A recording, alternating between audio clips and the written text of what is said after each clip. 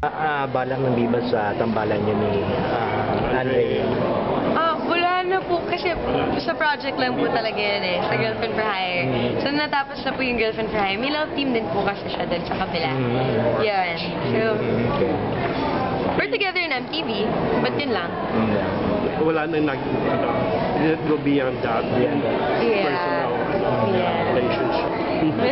Di ba dapat kayo yung Oo, kayo yung ginugroom pinupush? Oo, ginugroom dati. May panghihinayang. Next to Jadine. O maging Sa amin po, something actually, walang panginay. Friends naman po kami.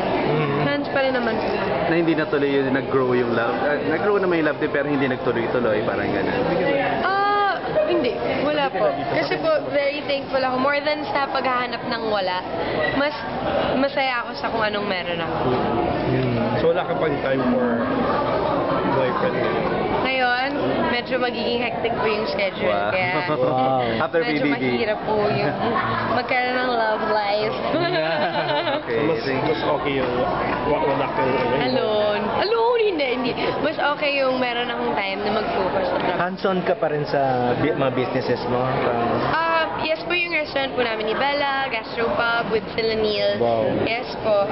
Every Thursday, kapag walang work, nandun po kami sa Tipsy Bake, sa Fort po. Apo. And, ayun. Yun lang naman yung business. Okay, thank you. Thank you.